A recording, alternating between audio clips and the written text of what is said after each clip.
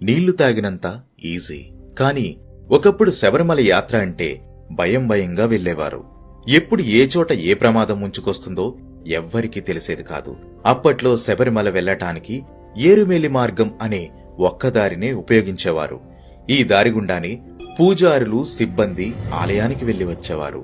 పూజారులు స్వామివారికి ప్రత్యేక పూజలు చేసేవారు కాబట్టి వీరు ఎప్పుడు వెళ్లినా గుంపులుగా ఒకే బృందంగా వెళ్లేవారు.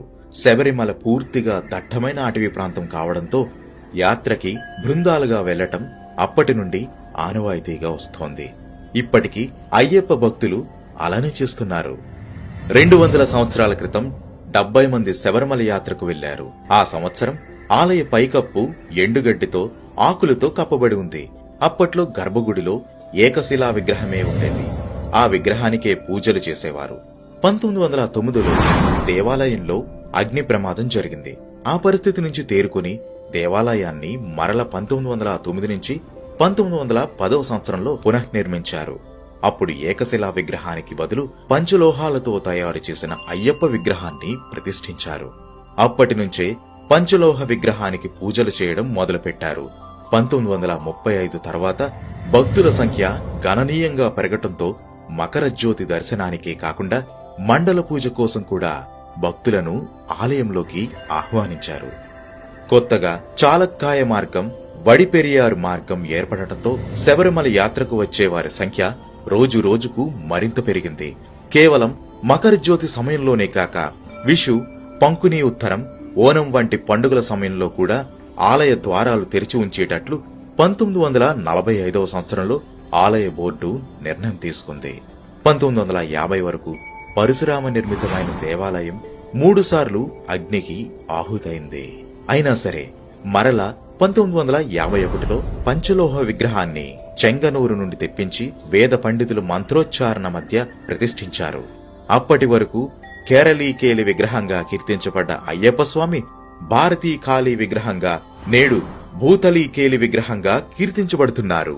బెంగుళూరుకు చెందిన ఒక భక్తుడు గర్భగుడి పైభాగం, దాని చుట్టూ బంగారు రేకులతో తాపడం చేయటానికి పూనుకున్నాడు.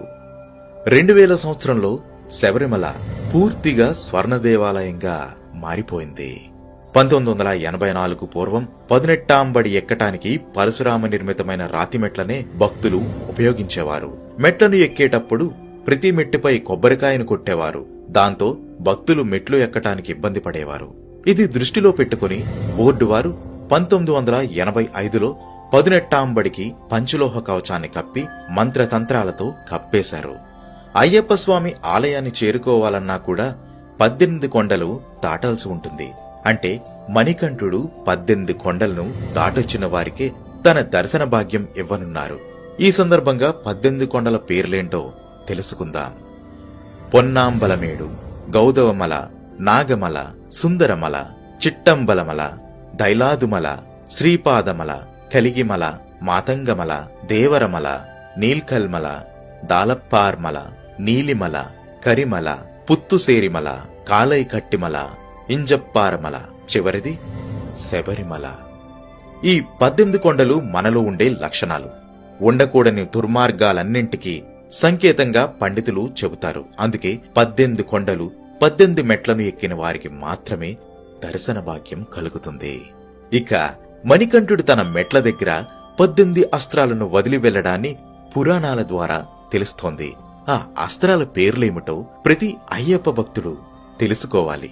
మొదటగా శరం, క్షురిక, డమరుకం, కౌమోదకం, పాంచజన్యం, నాగాస్త్రం, హాలాయుధం, వజ్రాయుధం, సుదర్శనం, దంతాయుధం, నఖాయుధం, వరుణాయుధం, వాయువ్యాస్త్రం, సార్ఘ్నాయుధం, బ్రహ్మాస్త్రం, పాశుపతాస్త్రం, శూలాయుధం, త్రిశూలం. ఈ 18 ఆయుధాలు 18 మెట్ల కింద ఉన్నాయని చెబుతారు. కాబట్టి మెట్లు ఎక్కే సమయంలో భక్తులు ఒక తన్మయత్వంతో మెట్లు ఎక్కుతుంటారు. ఇక స్వామివారి ఆభరణాలను పందలంలో భద్రపరిచి ఉంచుతారు. అక్కడి నుండి మకర సంక్రాంతి రోజున 3 పెట్టెలలో ఆభరణాలను తీసుకుని 11 మంది సభ్యులు 3 రోజుల పాటు మోసుకుంటూ వచ్చి 84 కిలోమీటర్ల దూరంలో ఉన్న శబరిమలకు చేరవేస్తారు.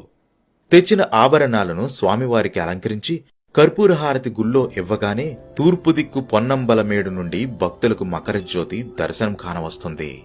ఆభరణాల వెంట పందలం రాజవంశస్థులలో పెద్దవాడు కత్తి పట్టుకొని నీలిమల వరకు వచ్చి అక్కడ విశ్రమిస్తాడు. తిరిగి జనవరి 20వ తేదీన ఆభరణాలను వెంటబెట్టుకుని పందలం వరకు వెళ్లి వాటిని భద్రపరుస్తారు. ఇది శబరిమల ఆలయానికి ఉన్న పూర్వ చరిత్ర. ఓం శ్రీ స్వామియే శరణమయ్యప్ప. ఈ వీడియోని అందరికీ షేర్ చేయండి.